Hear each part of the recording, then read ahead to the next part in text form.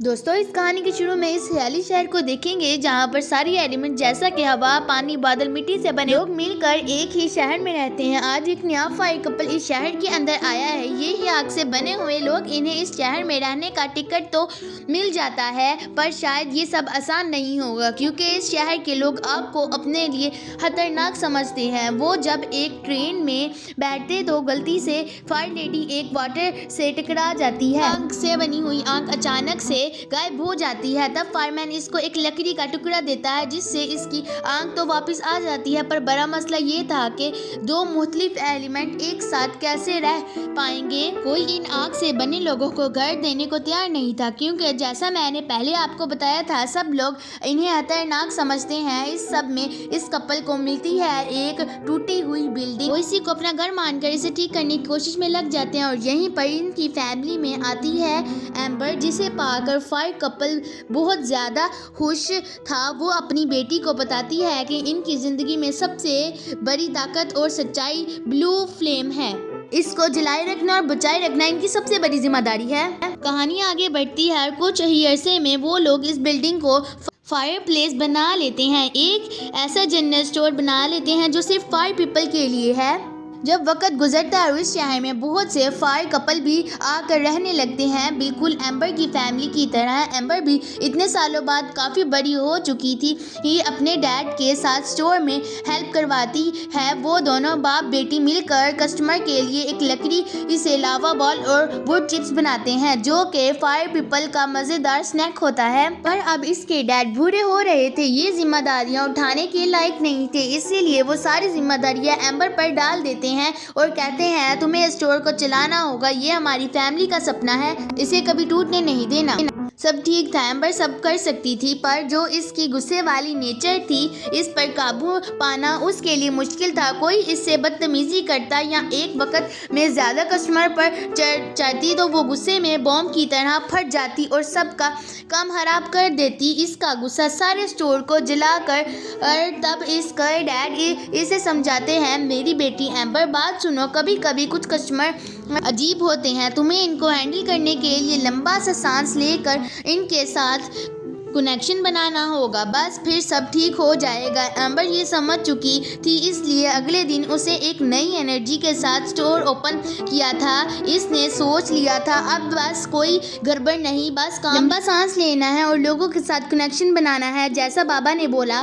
लेकिन आज भी रूटीन के मुताबिक कस्टमर का रश उसे गुस्से से पागल कर देता। वो कुछ भी हैंडल नहीं कर पाती। फिर इसके बाद वो स्टोर जलाना नहीं चाहती थी। वो गुस्से को अपने अंदर मुश्किल से काबू करते हुए मुंह पे हाथ रखकर बेसमेंट में भाग जाती और वहां इसके सब्र टूट जाता और इस बार इसका गुस्सा एक नई गड़बड़ी कर देता।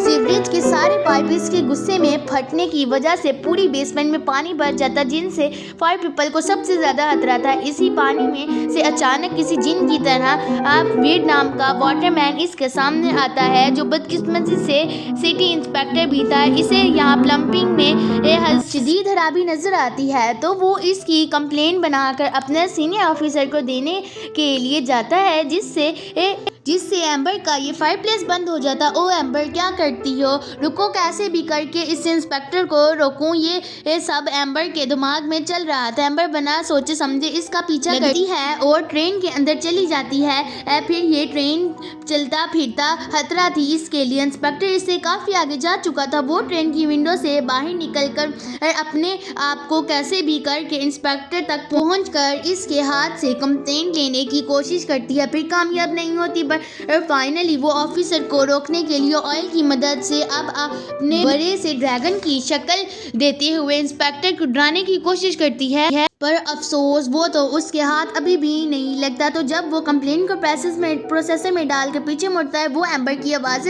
सुनता है जो गेट की दूसरी तरफ बोल रही थी, अब कभी डैड मुझ पर भरोसा नहीं करेंगे, अब तो स्टोर भी बंद हो जाएगा। उसकी ये दुखिया कहानी सुनकर वेड, जो कि इंस्पेक्टर है, उसके दिल में भी रहम आ जाता है और वो उसे सीनियर ऑफिसर के पास ले जाता।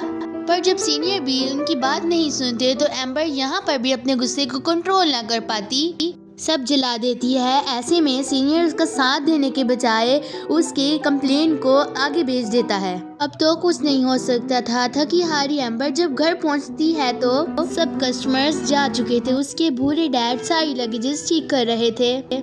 उसकी मॉम ये सब चीजों को देखकर कहती है बस अब दोबारा वही होगा जो पहले हमारे साथ हुआ था। एम्बर ये सब सुनकर परेशानी में पूछती है वही क्या मॉम, बताएं मुझे पहले क्या बुरा हुआ है। तुम जानना चाहती हो तो सुनो। पहले हम इस एलिमेंटल सिटी में नहीं रहा करते थे। हमारा एक अपना शहर था जहाँ हर जगह फायर पीपल रहा करते थे। सबके पास ब्लू फ्लेम था, पर एक दिन बहुत तेज धमाके ने सब तबाह कर दिया। तुम्हारे डैड ने ब्लू फ्लेम को बचा लिया, पर अब ऐसा कुछ ना हो, तुम्हें अच्छी लाइफ मिल सके, इसलिए वो अपना शहर छोड़कर यहाँ पर चले आए। और उसके बाद से हम आज तक अपनी फैमिली से नहीं मिले। अब अगर ये स्टोरी भी खत्म हो गया तो हम भी खत्म हो जाएंगे। ये सुनकर एम्बर डिसाइड कर लेती है कि जो भी हो वो सब ठीक कर देगी। वो अगले दिन वेड नाम इंस्पेक्टर से मिलती है और उसे अपनी सारी प्रॉब्लम बताती है।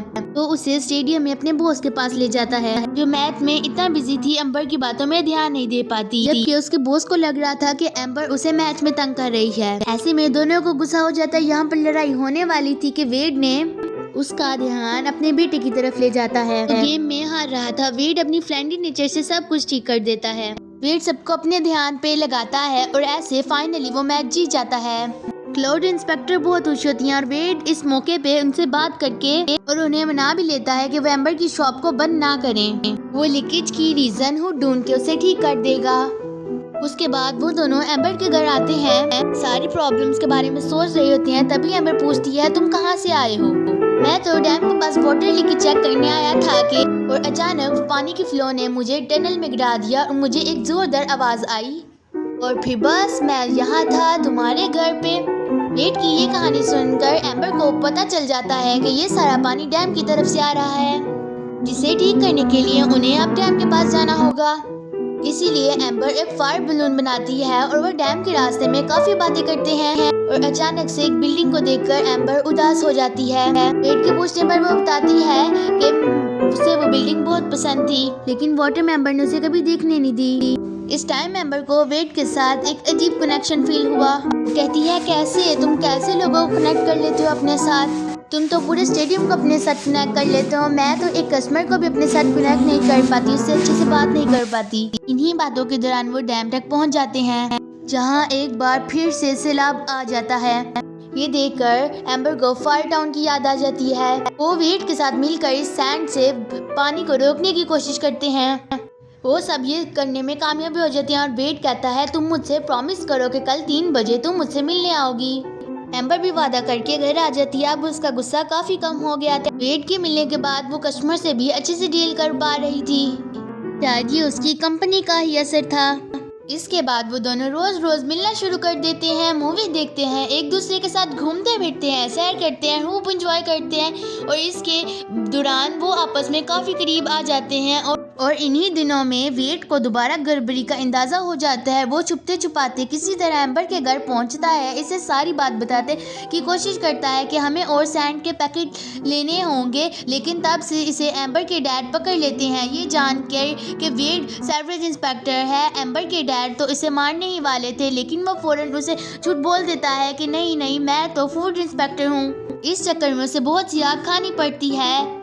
जो भी होता है वो दोनों काफी सारी सैंड इकट्ठे करने जाते हैं, यानी रेत की मदद से वो लोग डैम के पानी को रोक सके। जब वो लोग ये काम कर रहे होते हैं तो किसी बात पर अचानक दोबारा एम्बर को गुस्सा आ जाता है। इसका गुस्सा रेत को पिघलाकर कांच बना देता है, जो देखकर इन दोनों को एक आइडिया आता है। एम्बर कहती है जानती हूँ मैं, अब मुझे क्या करना है। वो जल्दी से डैम के डोर के पास जाते हैं जो टूटा हुआ था। वहाँ पर पुरानी ही पड़ी हुई सैंड को अपनी आग से कांच बना देती है और कांच बनाकर वो सारा डोर फिक्स कर देती है, जो अब काम भी कर रहा था। घर आने पर वो बहुत खुश थी। इसके डैड इससे मिलते हैं। वो इसे कहते हैं मैं तुम्हें एक नया चेंज देख रहा हूँ, तुम सबसे अच्छे से डील करने लगी हो, बस ऐसे ही रहना और अपनी जिंदगी में अपने शौक को सबसे ऊपर रखना। अपने डैड की ये इमोशनल बातें सुनकर एम्बर को दोबारा वही केस याद आ जाता है, जिसकी वजह से उनकी शॉप बंद हो जाती है।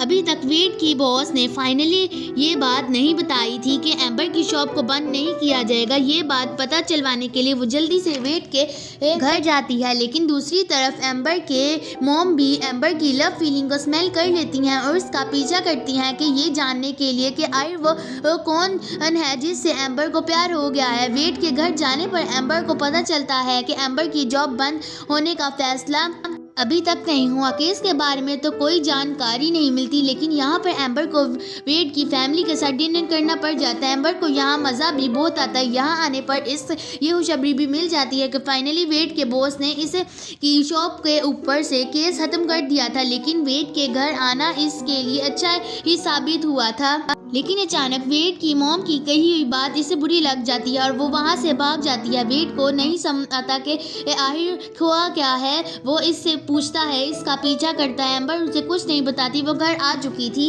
इसकी मॉम वेड के साथ इसे देख लेती है और कहती है, एम्बर दूर रहो इससे, वो खतरा है तुम्हारे लिए। जबकि एम्बर इन्हें कहती है, ओ मॉम रिलैक्स, वो सिर्फ एक फ्रेंड है। पर यहाँ पर इसकी मॉम कहती है, मैं तुम्हारी फीलिंग स्मेल कर चुकी हूँ। पानी और आग कभी दोस्त नहीं हो सकती, इनकी शादी नहीं हो सकती। अगर तुम्हें यकीन नहीं है तो आओ मेरे साथ, मैं तुम्हें प्रूव करके देती हूँ। वो उन्हें एक रूम में ले जाती हैं, इन दोनों के ऊपर पानी डालती हैं, फिर दोनों को कैंडल जलाने का कहती हैं। एम्बर तो ये काम आसानी से कर लेती है, लेकिन वेद जो कि पानी ही था वो कैसे चलाता कैंडल। तब वो अपनी अकल का इस्तेमाल करता है, अपनी रिफ्लेक्शन की पावर की मदद से एम्बर को ही रोशनी लेते हुए कैंडल को जला देता है। ये देखकर एम्बर और इसकी मॉम बहुत इम्प्रेस होती हैं। यहाँ एम्बर की मॉम जो एम्बर को गलत साबित करने आई थी वो गलत साबित हो जाती हैं, क्योंकि वो यहाँ देखती हैं कि इन दोनों का प्यार बहुत सच्चा है। इसी दौरान एम्बर के डैड इन्हें आवाज़ देते हैं।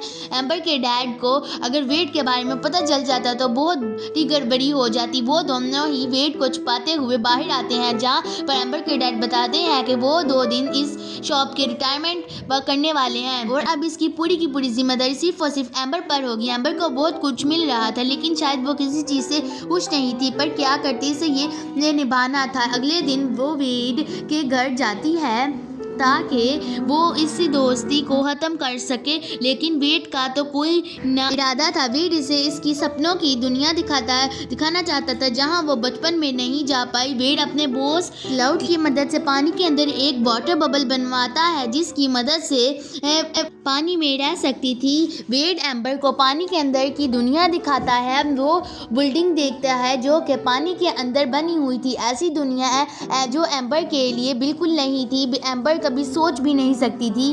उसका सपना पूरा हो रहा था।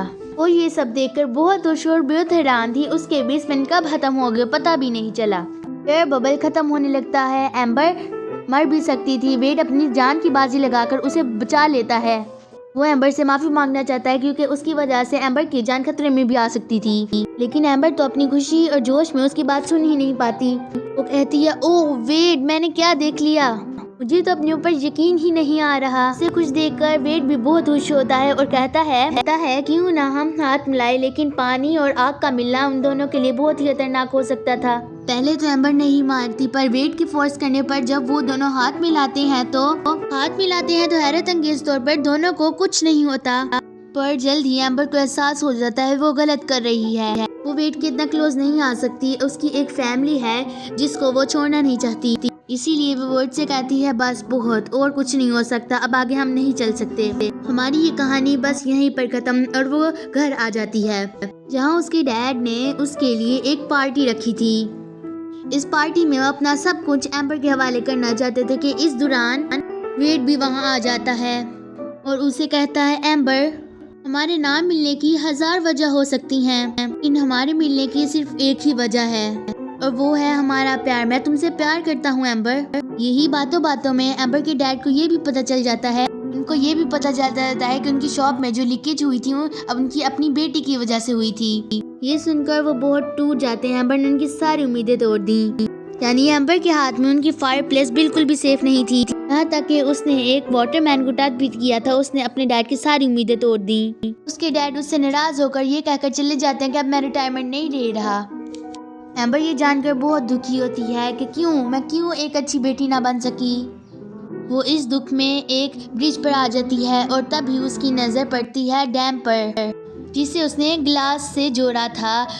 उस बड़े स्लैब की वजह से वो ग्लास भी टूट चुका था। पानी शहर को तबाह करते हुए आगे बढ़ रहा था। यहाँ पर मौजूद वाटरमैन्स को तो कोई प्रॉब्लम ना होती, लेकिन एम्बर को फायर टाउन की फिक्र थी। लेकिन वो अकेली क्या करती, सारा पानी पूरे फायर टाउन में भर जाता है। अब तो किसी के बचने के भी चांसेस नहीं हैं। बल्कि डैड को जिसकी परवाह थी वो है ब्लू फ्लेम। कि डैड कहते हैं एम्बर किसी न किसी तरह ब्लू फ्लेम को बचाना है। वो ऐसा करने में अपनी सारी ताकत लगा देती है कि उनकी शॉप में पानी ना आए। लेकिन यहाँ पर वेड भी आ जाता है। वो वेड को काम देती है कि तुम पानी के जरिए इस दरवाजे को रोके रखो, जबकि वो खुद सैंड से एक ग्लास की शील्ड बनाती है अपने ब्लू फ्लेम को बचाने के लिए। लेकिन किसी तरह कांच भी टूट जाता है। लेकिन पानी का एक बहाव सभी चीज़ों को एक कमरे में ले जाता है, जहां एम्बर देखती है कि वो ब्लू फ्लेम को नहीं बचा सकी। लेकिन वो नहीं जानती की थी कि वेड ने उसकी ब्लू फ्लेम को बचा लिया। अब जिस छोटे से कमरे में वो लोग आ चुके थे, एम्बर नहीं चाहती थी कि यहाँ पर पानी है, इसीलिए वो वहाँ पड़ी हर चीज़ को अपनी आग की मदद से पिघला देती है। लेकिन यहाँ पर बहुत ज़्यादा गर्मी हो चुकी है, इसलिए वेड का यहाँ खड़े रहना बहुत मुश्किल है। एम्बर वेड से कहती है तुम इस चिमनी के जरिए से बाहर चली जाओ, लेकिन वो रास्ता भी बंद हो जाता है और वेड वहाँ से बाहर नहीं जा पाता। अब बहुत देर हो चुकी है। एम्बर अपनी आंखों के सामने वेड को मरता हुआ देखकर बहुत परेशान थी और कह देती है कि वेड मैं तुम्हारे बगैर जिंदा नहीं रह सकती, मैं तुमसे बहुत प्यार करती हूँ वेड। ये सब कहकर वेड को गले लगा लेती है और इसी यहाँ से सीन कट करके ये शहर को दिखाया जाता है, जो खूबसूरत एलिमेंटल सिटी पूरा का पूरा खराब हो चुका था इस सैलाब की वजह से। पानी के खत्म होते ही एम्बर के मॉम डैड अंदर आते हैं और उसे ढूंढ लेते हैं। एम्बर दुखी होकर बताती है मॉम वेड चला गया, उसने मुझे बचा लिया, ब्लू फ्लेम को बचा लिया, लेकिन वो खुद चला गया। उसकी मॉम उसकी फीलिंग समझ पाती है।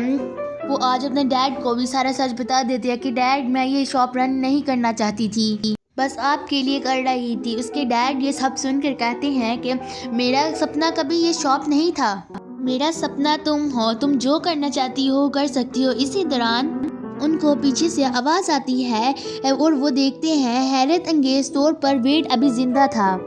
वो मरा नहीं था, सिर्फ गर्मी की वजह से इवेपोरेट हो गया था। फाइनली वेड दोबारा से जिंदा हो जाता है और वो दोनों आपस में मिल जाते हैं। उसके मॉम डैड को उनके मिलने पर कोई इतराज़ ना था और उन दोनों के मिलते ही इस मूवी की हैप्पी एंडिंग हो जाती है।